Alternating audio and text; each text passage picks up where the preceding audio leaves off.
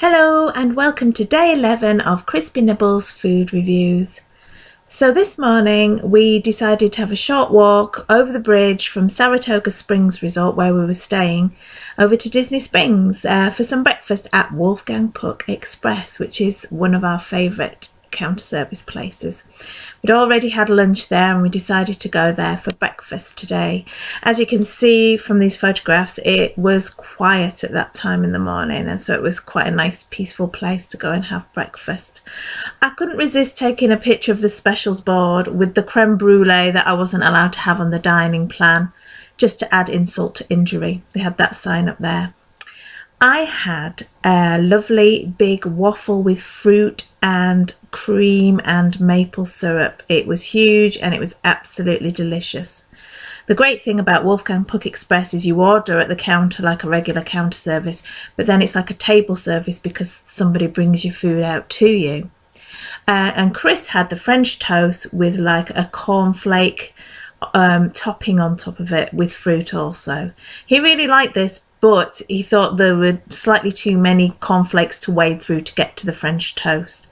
But we both really enjoyed this really tasty breakfast, and we gave Wolfgang Puck 8 out of 10. We really recommend going there, especially for breakfast when it's nice and relaxed and quiet. So we had a great time with our breakfast there. And while we're in Disney Springs, we popped into Amorette's Patisserie, which was quite new when we went to visit it. And this is just full of cakes and buns and desserts and pastries. And we spent a lot of time looking at all the good things in there. I chose a salted caramel cake with banana.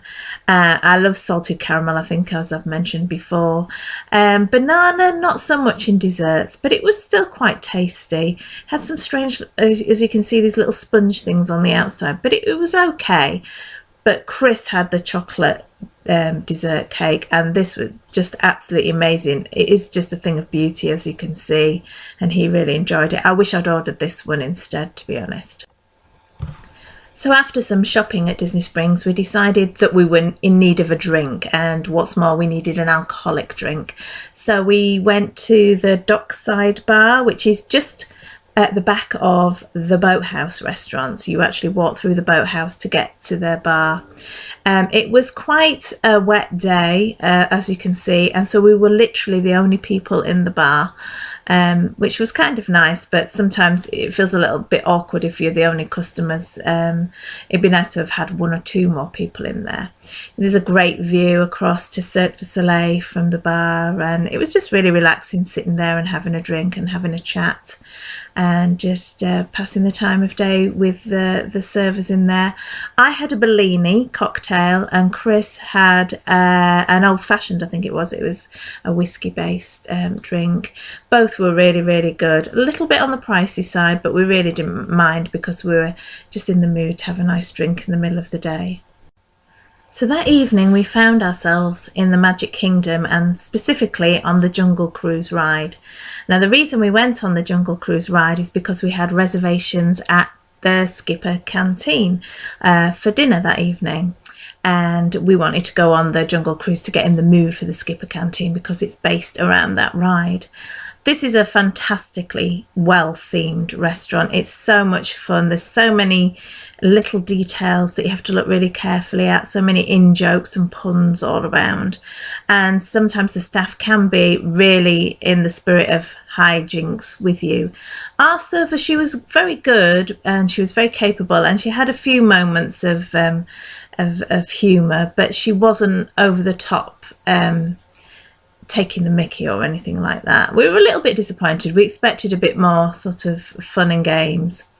But as I said, it's a really beautiful restaurant. It was quite busy when we were in there. It's obviously a really popular place to go and eat. So we were really pleased that we got the chance to eat there. Skipper Canteen is a table service restaurant. It's one dining credit on the Disney dining plan. We started off with some drinks and some bread. I think for the first time in a while we had soft drinks with our meal, probably because we'd been drinking in Disney Springs earlier in the day, but we had some refreshing fruity and Coke based drinks that we enjoyed, and there was also some bread. This was my main course. I was in the mood for a steak. It came topped with avocado and a salsa, and it was with yucca fries as well. The steak was okay. It wasn't as nice and succulent and juicy as the steak that I'd had at Sci-Fi Dining Theatre, but it was all right. I did like the yucca fries though. They were really tasty and crispy.